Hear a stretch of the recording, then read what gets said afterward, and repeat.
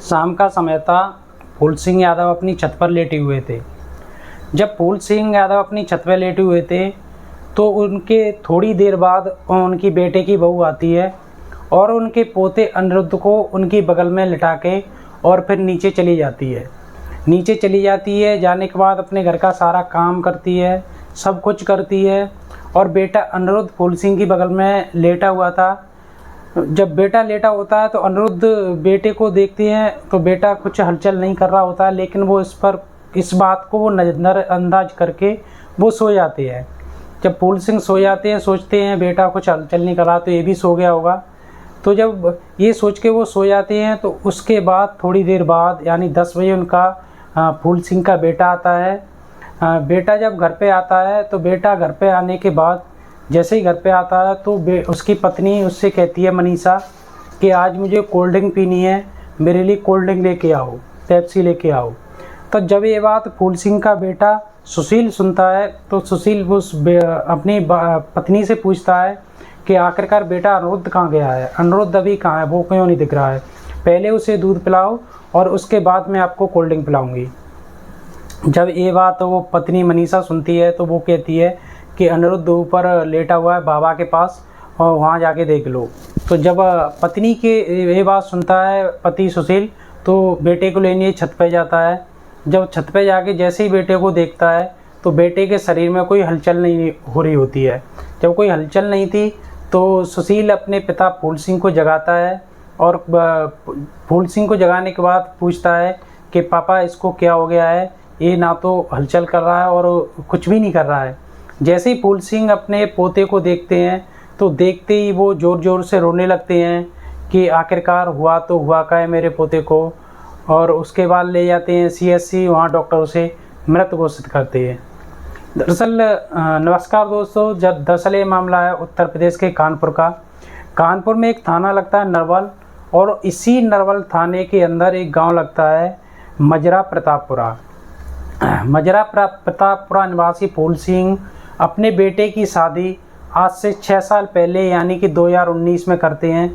और जब शादी हो जाती है तो शादी के बाद फूल सिंह की पत्नी और बेटा सब सारे घर वाले खुशी खुशी रहते हैं।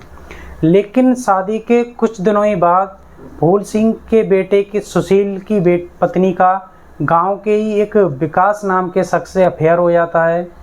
और जब मनीषा का विकास से अफेयर हो जाता है तो दोनों में धीरे धीरे बातें होने लगती हैं। बातें होती हैं तो इतनी होती हैं घंटों बातें होने लगती हैं। जब घंटों बातें होने लगती हैं फिर दोनों चोरी छुपे मिलना शुरू कर देते हैं, संबंध बनाते हैं, सब कुछ करते हैं। जब ये सिलसिला चलने लगता है तो फिर उसी टाइम सुशील की पत्नी मनीषा को एक बेटी होती है। जब बेटी होती है तो बेटी के होने के 6-7 महीने बाद यानी कि 7 से 8 महीने बीत जाते हैं बेटी को, तो वो जो मनीषा थी सुशील की पत्नी, वो उस बेटी को या तो मार देती है या बेटी अपनी कुदरती मौत अकस्मात उस बेटी की मौत हो जाती है। जब उसकी बेटी की अकस्मात मौत हो जाती है तो घर वाले उसे आकस्मिक मौत समझ के उसके अंतिम संस्कार कर देते हैं।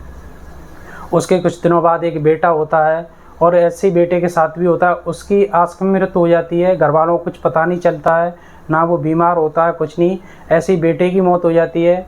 तो घर वालों को मनीषा के अफेयर के बारे में कोई जानकारी नहीं होती है, तो घर वाले भी उस बेटे को भी ऐसे अंतिम संस्कार कर देते हैं। लेकिन ऐसे सिलसिला चलता रहता है। तो इसी वर्ष यानी 2025 में 16 अप्रैल को मनीषा अपने प्रेमी विकास के साथ घर से भाग जाती है। जब घर से भाग जाती है तो पुलिस और घर वाले सब लोग उसकी खोजबीन करते हैं। जब खोजबीन करने के बाद मनीषा नहीं मिलती है तो घर वाले थक हार के घर पे बैठ जाते हैं। लेकिन जब थोड़े दिनों बाद फिर पुलिस को घर वालों को उसके बारे में पता लग जाता है तो पुलिस वाले और घर वाले कुछ उसके बेटे की दुआई देते हैं, समाज की और पुलिस का कुछ प्रेशर भी था। तो इस वजह से आज से 3 दिन पहले यानी कि 16 तारीख को मनीषा घर पे आ जाती है। और 16 तारीख को घर पे मनीषा आने के बाद घर में बेचैन सी रहने लगती है, ना किसी से बोलती है ना किसी से बात करती है। और हर समय देखती है कि अपने बच्चे के प्रति एक अलग ही व्यवहार करती है, उसके प्रति हर समय ऐसा व्यवहार करती है, उसे अनदेखा करती रहती है। तो अनदेखा करती रहती है और जब अनदेखा करने के बाद एक दिन आता है रविवार का, यानी कि 19 मई की शाम को घर पे कोई होता नहीं है। घर पे उसके ससुर होते हैं फूल सिंह अपनी छत पे लेटे थे और जो उसका पति था सुशील, वो सुशील घर से बाहर खेतों पर काम करने के लिए गया था। तो मनीषा ये देखकर मौका पाकर अपने बेटे के गले को दबा देती है। जो उसके गले में ताबीज़ पड़ा हुआ था उसी से कस देती है उसके गले को। तो लड़के की सांसें टंग जाती हैं। उसके बाद अपने दोनों हाथों से बेटे के गले को दबा देती है और दबाने के बाद उसके चेहरे पर अपने मुंह से दांतों से काट लेती है, उसके शरीर पर काट लेती है और उसके बाद उसके बाबा के पास सुला आती है और सुलाने के बाद अपना घर पर काम वाम करने लगती है। जब काम करने लगती है तो फिर रात में 10 बजे उसका पति आता है घर पे। जैसे ही पति घर में दाखिल होता है तो पत्नी उससे कहती है कि आज मुझे कोल्ड ड्रिंक पीनी है, मेरे लिए कोल्ड ड्रिंक लेके आओ। जब पति उसकी ये बात सुनता है तो पहले तो पति पूछता है अपने बेटे के बारे में और पत्नी से कहता है कि पहले उसे दूध पिलाओ, उसके बाद मैं आपको कोल्ड ड्रिंक पिलाऊंगी। तो पत्नी कहती है कि बेटा ऊपर दादा के पास सो रहा है, वहाँ से जाके आप ले आओ। जैसे ही पति ऊपर जाता है तो पति देखता है कि बच्चे में कोई हलचल नहीं थी।